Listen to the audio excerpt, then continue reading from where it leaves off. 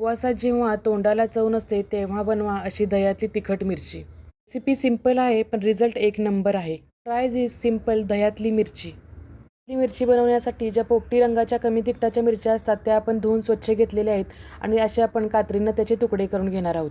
मिरचीसाठी थोडं तेल जास्तच घ्यायचं. मी इथं पॅनमध्ये तेल घेतलेलं आहे. त्यामध्ये मिरच्या टाकून थोड्या आपण परतून घेणार आहोत, म्हणजे त्याचा थोडा तिखटपणा अजून कमी होतो. त्यामध्ये आता आपण जिरेपूड, मिरेपूड आणि मीठ घालून छान परतून घेणार आहोत. उपवासामध्ये तुम्ही जिरेपूड, मिरेपूड खात असाल तरच टाका, नाहीतर नाही टाकली तरी चालू शकते. वरून आपण त्यामध्ये 2 ते 3 चमचे शेंगदाण्याचा कूट घातलेला आहे. शिवाय आपण मिरच्या वाफवण्यासाठी थोडा पाण्याचा हापका दिलेला आहे आणि वरून झाकण ठेवून एक वाफ काढून घ्यायची आहे. आता मिरच्या छान मऊ झालेल्या आहेत. आता आपण मिरची छान परतवून घेऊन परत त्यामध्ये 4 ते 5 चमचे दही घालणार आहोत. हे दही आंबट असू नये, दही साधं असावं. दही खूप जास्त आंबट असेल तर मिरचीची टेस्ट चेंज होऊ शकते. घालून परत एकदा आपण परतवून घेणार आहे मिरची आणि परत एक झाकण ठेवून 2 मिनटं आपण वाफ काढलेली आहे. छान मिरच्यांना तेल सुटलं की आपली मिरची शिजलेली आहे.